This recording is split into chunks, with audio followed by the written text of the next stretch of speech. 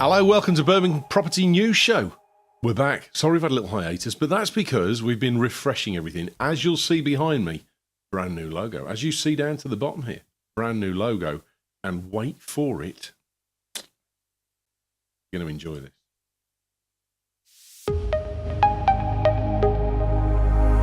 New stinger. How does that look? Chris is joining me. How are you doing, mate? Yeah, not too bad. Thank you. Yourself? Do you like that? Yeah. James has really pushed the boat out, hasn't he? I know. Yeah. Once. Good lad. For once. How dare you? Just because he's not here, mate. You can't say that. Give him a few tips. Chris is... James has just left us in charge. Okay, he's gone up to Newcastle. He can't do his dialing for technical reasons. So he's left the monkeys guarding the cage. So anything could happen in the next 45 seconds. Joining me, lovely lad, been on the show plenty before, knows his stuff from Barrows and Forrester. Chris, how you doing, mate? Chris Patel. Not too bad. Ewan, how are you? How's things? I'm all right, mate. Do you know what? I had... do you know Hales Owen very well? A little bit. Well, I had a meeting today over at Hales Owen. We won't go into the meeting because the bloke sent me an email 7 minutes before the meeting going, oh, I've forgotten. And it's the opposite side of the city for me, so it was a bit of a wasted trip and not a pleasant trip either. But I had half an hour to kill, and I thought I'd walk around the centre of Hales Owen. Yeah. It's actually quite pleasant. Not too bad. It's okay. I thought I did, when I parked in the car park, I was kind of like, oh, I'm not so sure. But actually, when I got out in the town, it's actually not bad. And the Corn Centre, is it? Cornwall Centre? Yeah, not too. Cornwall Centre? That's Corn Cob Centre. I can't remember it. But that was actually quite pleasant. It's not huge, but it was all right. A lot of opticians. Yeah. A lot of blind people in Hales Owen. Get that stigma with certain... Stigmatism. Very good. Very good. Good one. Oh, I hope James didn't watch it.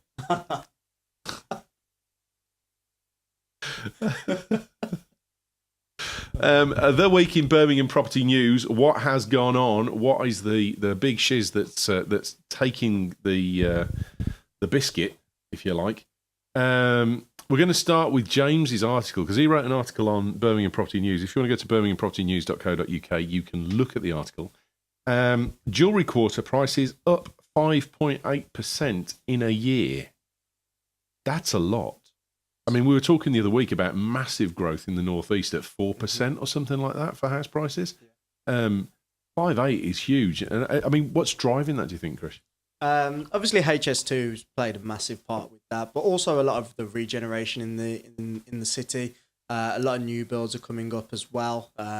So obviously, I think it's good for the city itself. Together, so I think it's awesome. Excellent. Okay.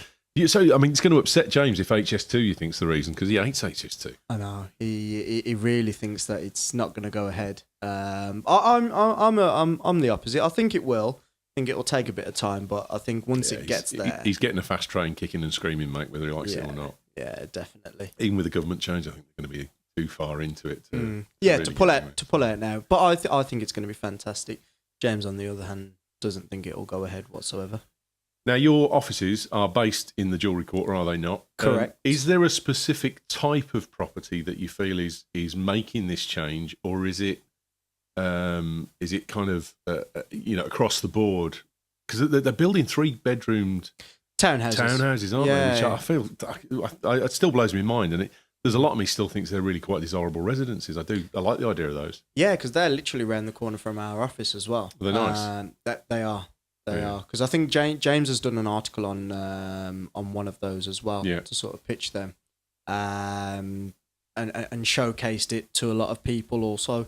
But I think with the Jewellery Quarter, a lot of it is new build developments or apartments that have been regenerated. There's a lot of stuff going on. There is old warehouses which have been refurbished and just turned into apartments, which you have that nice rustic feel. So it gives a little bit of a difference compared to city centre living, where it's all just brand new or old style developments that have just been retouched up. It gives that nice feel to it. So Jewellery Quarter has a different vibe compared to being in the hustle and bustle of the actual city centre itself. And I think that's why it's so popular I get a lot of investors and people looking to buy in the jewellery quarter.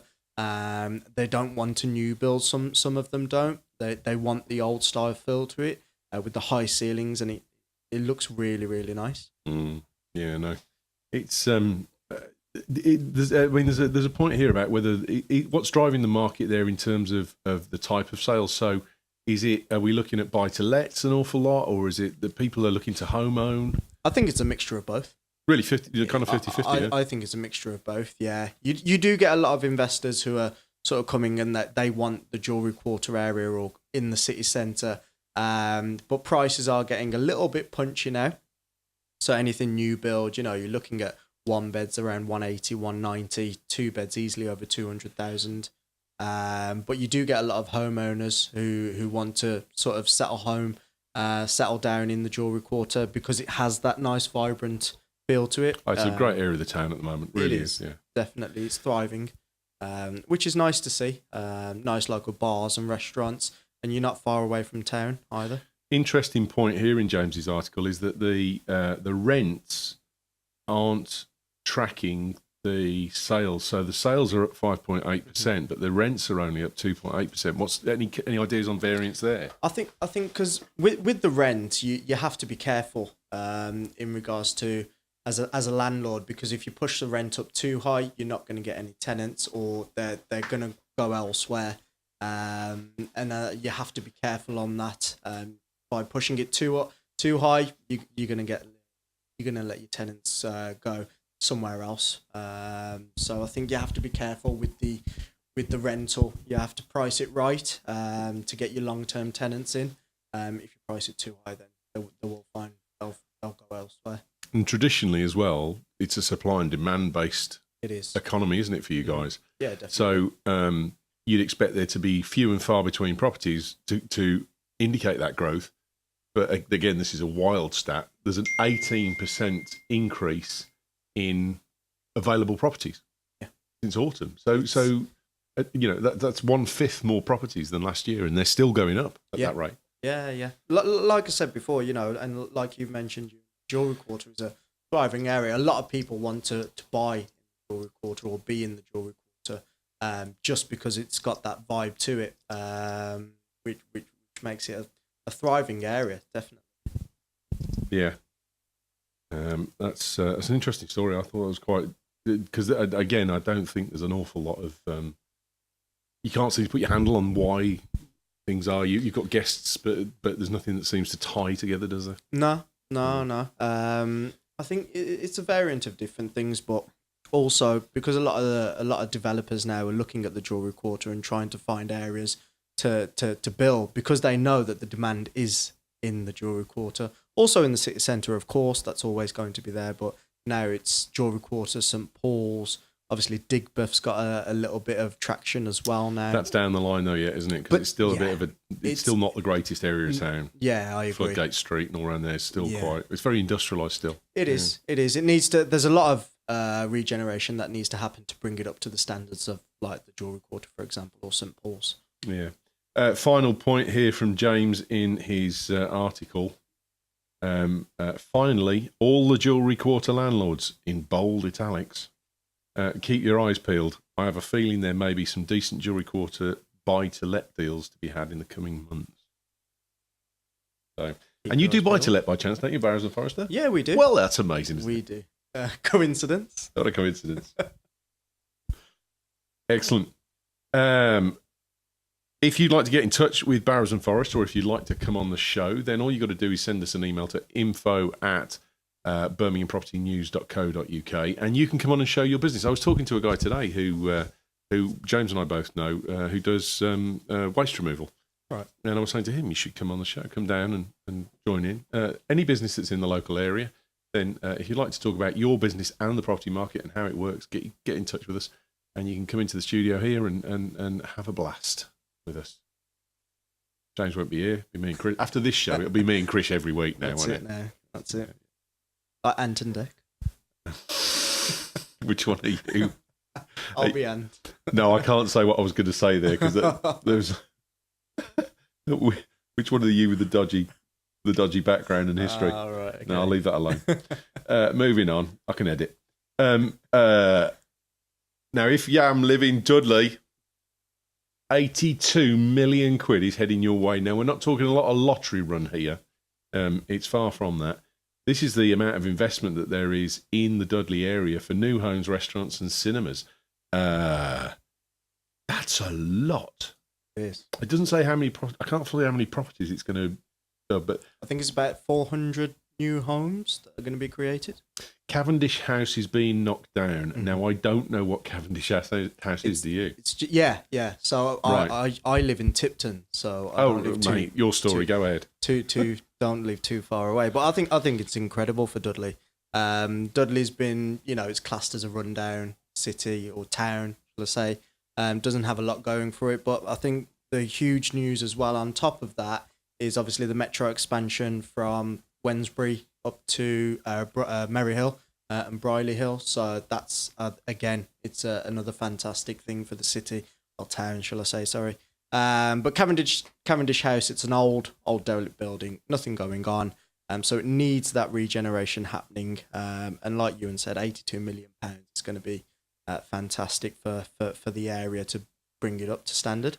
There's a lot of investment from local councils in the Midlands at the moment, isn't there? I mean, I went to an event on Thursday last week about a new freight centre and distribution centre for the car industry and affiliated industries that's going to go into just by Minworth. And Birmingham City Council are investing in that as part of it as well. It's a joint venture between them and a company called IM Group. And this has got a very similar feel to it. Yeah, definitely. I mean, it's going to be fantastic. Apartments, hotel, restaurants, bars, cinema. I think it's like in West Bromwich, the New Square shopping centre, but that's got everything to it as well. So if it's going to be anything like that, it's going to bring a lot of people to Dudley. Because then you've also got down the road Merry Hill, obviously the Into shopping centre, where you've got your bars and shopping there as well. But it gives a different feel to it. And like West Bromwich has seen, it's been absolutely fantastic. I go there quite a lot for different reasons. But if that's what Dudley's going to get, then that's going to be massive for them, definitely. It's not the football, is it? Or West Brom, you used to go to West Brom for the football. No, I'm an Arsenal fan myself. No, my uncle used to take me to the Baggies when I was a kid. I've been, yeah. Sat on the halfway line, season ticket. Yeah, it was great fun. Yeah. My mate sits on the halfway line. Good. Asa Hartford was playing, and Johnny Giles. That's how old I am. Yeah, you see, don't even know. Don't talk about, do you know? Richard Sneaks, I remember him. Did he score though? It was Bobby Taylor, wasn't it then? Bobby Taylor. Super Bobby Taylor. What year was that? That would have been around the 90s, 95, 96. Oh, okay. Fair enough then. Yeah. Northwest of Birmingham has suffered quite badly with investment and particularly connection infrastructure, hasn't it, as well? So is the major part of this the fact that they are getting a bit more transport, bringing them in?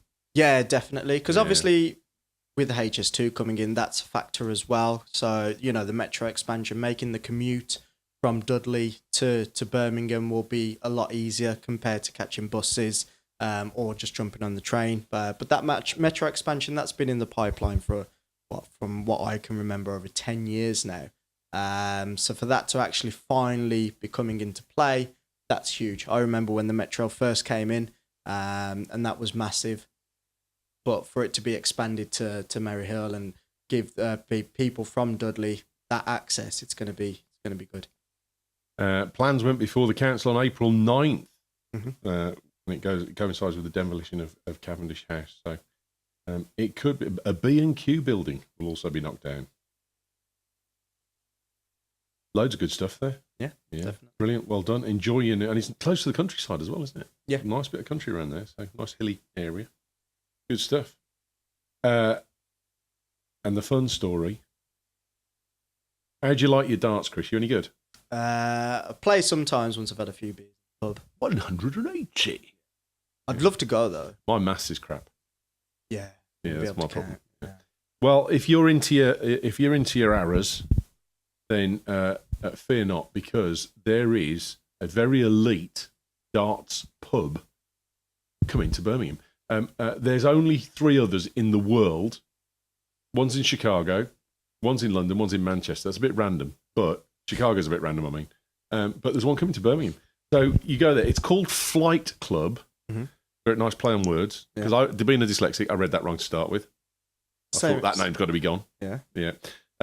But you go with your mates, you drink loads of beer, there's loads of good food and loads of cocktails and stuff, and you play darts. What more is this a real? What was I going to say? I was going to say bisexual then, but that's the wrong word. As in, both sexes will play darts. It's a good pastime to pick, isn't it? Yeah, definitely. Me and the wife have gone up to the snooker hall in the past when the kids have wanted to play pool or something. We've left them with the pool and we've gone out to go on the darts board ourselves. And we used to go down at my wife's pub, or a dad's pub, and we used to play darts regularly. Oh, really? So it is a good pastime to pick for bisexual but not bisexual. What's the word I'm looking for? Cross-gender entertainment. That sounds worse, doesn't it? That sounds worse. That sounds way worse. If you know the word that I'm looking for, then please send it to info@British Tech News. No, not British Tech News. British Property News, and Birmingham Property News even, and preferably before the end of the show so I can use it. Should we do that? We can start that story again. No, I won't bother. No, right, Chris, tell us about this place. Are you looking forward to this? Because I think it's really exciting. I think, like you said, it's going to attract a lot of people, and it's going to be a bit of fun, bit of food, few drinks, bit of darts. It's like going bowling, but obviously with darts instead of bowling. But yeah, I think it's great. I think it's a better story than the. I thought I was bad. It's like going bowling with darts. I think it's going to be better than the Coyote Ugly bar that was it's planned. Oh, mate. No, that's not going to work. No, I don't think it will either. You do realise James is never going to let us do this on our own again. No, I don't think it will. Yeah. Unfortunately, the website gives very few details. It's going to be in the old TSB Bank building. Yeah, it's on Temple Row, is it? Yeah. Now, that strikes me as being a bit similar. Do you know Serve? Rennie Williams' place. He's got a place, a table tennis place in up by the cathedral, and it's really cool. I have heard of that. We should get Rennie on actually because he's a good guy. But it's very similar. It's table tennis based, and you can play table, you can drink, and they go around picking up all the balls. So when you hit the ball and it goes miles over the other side of the club, you just leave it. You just get another one out of the basket. I think there's one in London as well, isn't there? Ping pong, I think it's called. So it's quite popular. These sort of obviously. Well. Rene's doing pretty well, and he's got other things that he's got in. He's got a vintage soul night that comes on. He's got bands regularly at the weekends and that kind of stuff. So, just as a pure ping pong bar, I think it has to have those other things to come in. Yeah, don't put words in his mouth. But if this flight club has got something, it's got the core element of the sports entertainment, the pub entertainment, definitely. And if they can get other things into it, if it's a big enough venue that it can get sport, people that are bands and that kind of stuff, then it could be really big. Yeah. I agree. I definitely can't wait to try it out. Excellent. So I tell you what we'll have to do. We'll have to go and do a live report from there. Yeah, let's do it. So when it opens, we'll have a meet-up, the Birmingham Property News meet-up. James is never going to let us do this show again on our own. We'll have the Birmingham Property News meet-up, and we'll go up there, and you can say hello to us all and spit in our eye. And we'll have a drink and we'll play darts and we'll report back on it. Yeah, we'll try and organise an interview with the manager as well. Yeah, let's do it. Right, mate. Now this show is sponsored by Barrows and Forrester. They are Barrows and Forrester Property Group. They are based in the Jewellery Quarter in the Midlands here, and they do lettings. They do sales, and they also do off-plan sales for developments and development works. Chris knows far more about it than I do, so I'll let him carry on from that point. But they're the sponsors of the show, and you could sponsor the show too if you really want to. All you have to do is get in touch at info@Birmingham Property News and .co.uk, and you could talk to us. Chris, anything else that you want to add about what Barrows and Forrester does as a team? Yeah. So like you touched on there, sales, lettings. Anything to do with off-plan development sales, we help out a lot of developers across the UK as well. Also, so any landlords, investors, anyone, if anything to do with property, if you need advice, or want to come on the show, then obviously just let us know. But yeah, that's it from me. Excellent, mate. Thank you. Where can people get a hold of you, Krish? 0121 296 2600 is my direct office number, or you can contact me on my email, which is kp@barrowsandforrester.co.uk. Excellent, mate. My name is Ewan Rankin. You can get me at Ewan Rankin on Twitter, and you can follow me at 12 Space Media on Instagram if you like, because I'm a Birmingham-based photographer, and you can see all the stuff that I get to do week in, week out. Well, right. We'll be back again next week as normal. I would urge you to download and keep this show because it is unique. James will never let us do this again by ourselves. And if you had a good week, we'll see you next week. Thanks for listening.